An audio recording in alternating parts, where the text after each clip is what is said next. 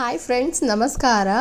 Diya cherry YouTube ಚಾನಲ್ಗೆ ನಿಮ್ಮೆಲ್ಲರಿಗೂ ಸ್ವಾಗತ. ನಾನಿವತ್ತು ನನ್ನ ಹೇರ್ ಕಟ್ನ ಮಾಡೋಣ ಅಂತ ಅಂದ್ಕೊಂಡು ಹೇರ್ ಕಟ್ ಮಾಡ್ಕೋತಿದ್ದೀನಿ. ನೋಡಿ, ಸುಮಾರು ಒಂದು 22 ಇಂಚಷ್ಟು ನನ್ನ ಕೂದಲು ಬೆಳೆದಿದೆ.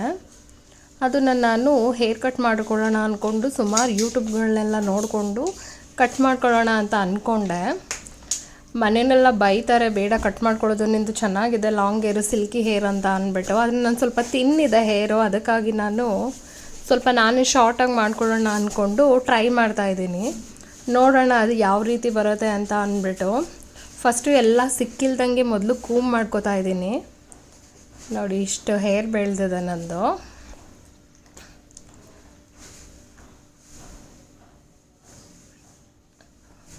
ಫಸ್ಟಿಗೆ ಎಲ್ಲ ಒಂದು ಸ್ವಲ್ಪನೂ ಸಿಕ್ಕಿಲ್ದಂಗೆ ಕೂಮ್ ಮಾಡಿಕೊಂಡು ರೆಡಿ ಮಾಡ್ಕೋತೀನಿ. ಏರ್ ವಾಶ್ ಆಗಿದೆ ನಂದು. ಫುಲ್ಲು ಫ್ರಂಟಿಗೆ ಈ ಥರ ಬಾಚ್ಕೋತಿದ್ದೇನೆ.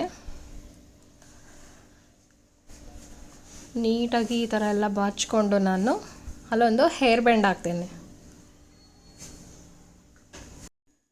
ಹೇರ್ ಬ್ಯಾಂಡು ಮಿಡಲಲ್ಲಿ ಒಂದು ಹೇರ್ ಬ್ಯಾಂಡ್ ಹಾಕೋತೀನಿ. ನೆಕ್ಸ್ಟು ಹಾಗೆಯೇ ಕೆಳಗಡೆ ಲಾಸ್ಟಲ್ಲೊಂದು 2 ಇಂಚು ಮೇಲೆ ಇನ್ನೊಂದು ರಬ್ಬರ್ ಬ್ಯಾಂಡ್ನ ಹಾಕೋತೀನಿ. ಇಲ್ಲಿ ನಾನು ಟೋಟಲು 3 ರಬ್ಬರ್ ಬ್ಯಾಂಡ್ನ ಯೂಸ್ ಮಾಡ್ತಾಯಿದ್ದೀನಿ.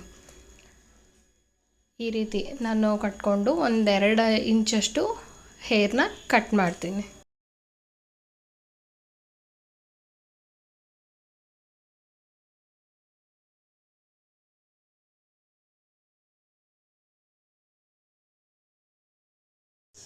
ಈ ಥರ ಕಟ್ ಮಾಡಿಬಿಟ್ಟು ಮತ್ತೆ ರಬ್ಬರ್ ಬ್ಯಾಂಡೆಲ್ಲ ತೆಗೆದ್ಬಿಟ್ಟು ನೋಡ್ತೀನಿ ಯಾವ ರೀತಿ ಶೇಪ್ ಬಂದಿದೆ ಅಂತ. ಓಕೆ ಅಂತ ಅನ್ನಿಸ್ತು. ಈ ಥರ ಮತ್ತೆ ನೋಡ್ತೀನಿ ಎಲ್ಲ ಫ್ರಂಟಲ್ಲೆಲ್ಲ ಯಾವ ರೀತಿ ಬಂದಿದೆ ಅಂತ ಅಂದ್ಬಿಟ್ಟು. 2 ಇಂಚಷ್ಟು ಕಟ್ ಮಾಡಿದ್ನಲ್ಲ, ಶಾರ್ಟ್ ಆಯಿತು ಸ್ವಲ್ಪ.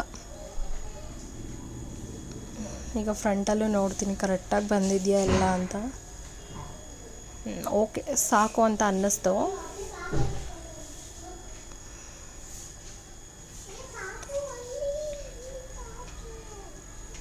ಅಷ್ಟೊಂದು ನೀಟಾಗಿ ಏನು ಬರಲಿಲ್ಲ ನನಗೆ. ಯೂಟ್ಯೂಬ್ನಲ್ಲೆಲ್ಲ ತೋರಿಸೋ ಥರ ಶೇಪ್ ಏನು ಬರಲಿಲ್ಲ ಅಂತ ಅನ್ನಿಸ್ತು. ಯು ಶೇಪ್ ಥರ ಎಲ್ಲ ಬರುತ್ತಲ್ಲ, ಆ ಥರ ಏನು ಬರಲಿಲ್ಲ ಅಂತ ಅನ್ನಿಸ್ತು. ಸ್ವಲ್ಪ ಡಿಸಪಾಯಿಂಟ್ ಆಯಿತು ನನಗೆ, ಏನು ಈ ಥರ ಕಟ್ ಮಾಡ್ಕೊಂಡ್ಬಿಟ್ನಲ್ಲ ಅಂತ. ಮತ್ತು ಕಟ್ ಮಾಡಿಬಿಟ್ಟು ನೋಡಿಬಿಟ್ಟು ಈ ಥರ ಬಂತಲ್ಲ, ಸರಿ ಅಂತ ಏನು ಮಾಡೋಣ ಅಂತ ಅಂದ್ಕೊಂಡೆ. ಈ ಸ್ಟೆಪ್ 3 ಸ್ಟೆಪ್ ಲೇಯರ್ ಥರ ಬರುತ್ತಲ್ಲ, ಆ ಥರ ಕಟ್ ಮಾಡಿ ನೋಡೋಣ ಲುಕ್ ಹೇಗೆ ಕಾಣಿಸುತ್ತೆ ಅಂತ ಅಂದ್ಬಿಟ್ಟು ಮಿಡಲಲ್ಲಿ ಸ್ವಲ್ಪ ಎತ್ಕೊಂಡು, ಆಗಲೇ ನಾನು ಹೇರ್ನ ನಾಟ್ ಮಾಡ್ಕೊಂಡಲ್ಲ, ಆ ಥರ ಮತ್ತೆ ಮಾಡಿಕೊಂಡು ಈ ಥರ ನೀಟಾಗಿ ನೋಡೋಣ ಯಾವ ಥರ ಆಗುತ್ತೆ ಅಂತ ಅಂದ್ಬಿಟ್ಟು ನೋಡ್ತೀನಿ. ಆ ಥರ ಕಟ್ ಮಾಡ್ಕೋತೀನಿ. ಈಗ ಮತ್ತೆ ನಾನು ಸ್ಟೆಪ್ ಥರ ಕೂರಲಿ ಅಂತ ಅಂದ್ಬಿಟ್ಟು ಅದು ನೀಟಾಗಿ ಇನ್ನೂ ಕ್ರಾಫ್ ಎಲ್ಲ ತೆಗ್ದ್ಬಿಟ್ಟು ಮಾಡಬೇಕಾಗಿತ್ತು. ಆದರೆ ಅದು ನೀಟಾಗಿ ಮಾಡೋದಕ್ಕಾಗಲಿಲ್ಲ ನನಗೆ ಅದು ಸರಿಯಾಗಿ ಮಾಡಲಿಲ್ಲ ನಾನು ಅದನ್ನು. ಅಲ್ಲೊಂದು ಸ್ವಲ್ಪ ಹೋಯಿತು. ಮತ್ತು ಇಲ್ಲೊಂದು 1 ಇಂಚಷ್ಟು ಅಷ್ಟೇ ನಾನು ಇಲ್ಲಿ ಕಟ್ ಮಾಡ್ತೀನಿ.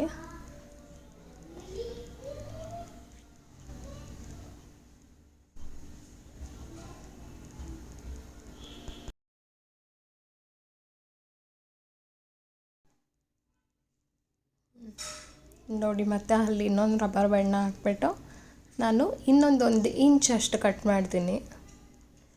ಕಟ್ ಮಾಡಿಬಿಟ್ಟು ಅದು ಪರವಾಗಿಲ್ಲ, ಒಂದು ಮಟ್ಟಿಗೆ ಅದು ನೋಡೋ ಥರ ಕಾಣಿಸ್ತು. ಸೊ ಅದಕ್ಕಾಗಿ ಅದರ ಕಟ್ ಮಾಡಿಕೊಂಡೆ. 3 ಲೇಯರ್ನಲ್ಲಿ ಮಾಡ್ಕೋತಿದ್ದೀನಿ ಇದನ್ನು. ಫಸ್ಟ್ ಸ್ಟೆಪ್ ಆಯಿತು, ಇದು ಸೆಕೆಂಡ್ ಸ್ಟೆಪ್ ಆಯಿತು.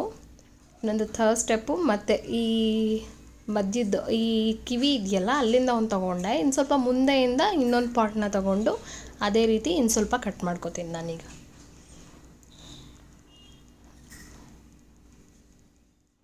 ಮತ್ತು ಕೂಮೆಲ್ಲ ಮಾಡ್ಕೋತಿದ್ದೀನಿ.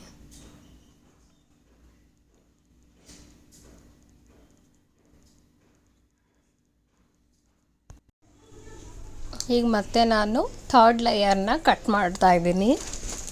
ಮತ್ತು ಸೇಮ್ ಅದೇ ಪ್ರೊಸೆಸ್. ಮತ್ತು ಅಲ್ಲಿ ಫ್ರಂಟಲ್ಲೊಂದು ನಾಟ್ ಹಾಕ್ತೀನಿ, ಮತ್ತು ಕೆಳಗಡೆ ಇನ್ನೊಂದು ಇಂಚಿಗೆ ಕಟ್ ಮಾಡ್ತೀನಿ. ಅದು 3 ಲೇಯರ್ ಸ್ಟೆಪ್ ಥರ ಕೂರಲಿ ಅಂತ ಅಂದ್ಬಿಟ್ಟು ಮಾಡ್ತಿದ್ದೀನಿ.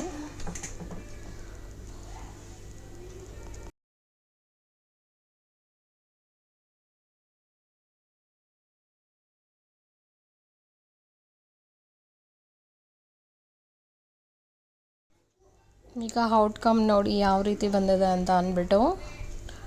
ಓಕೆ, ನನಗೆ ಇಷ್ಟ ಆಯಿತು, ಸ್ವಲ್ಪ ಇಷ್ಟ ಆಯಿತು, ತುಂಬ ಏನು ಅಷ್ಟೊಂದು ಇಷ್ಟ ಆಯಿತು ಅಂತ ಅಲ್ಲ, ಪರವಾಗಿಲ್ಲ ಅಂತ ಅನ್ನಿಸ್ತು. ಈ ಥರ ಏನಾದರೂ ನಾನು ಹೋಗಿ ಪಾರ್ಲರ್ನಲ್ಲಿ ಮಾಡಿಸ್ಕೊಂಡಿದ್ದಿದ್ರೆ ಏನಿಲ್ಲ ಅಂದರೂ ಒಂದು 400 ರುಪೀಸ್ನಾದರೂ ಚಾರ್ಜ್ ಮಾಡ್ತಾಯಿದ್ರು. ಸೇಮ್ ಇದೇ ರೀತಿಯೇ ಮಾಡ್ತಾಯಿದ್ರು, ಇನ್ನು ಸ್ವಲ್ಪ ಶೇಪಾಗಿ ಬರ್ತಿತ್ತು ಅಷ್ಟೇ.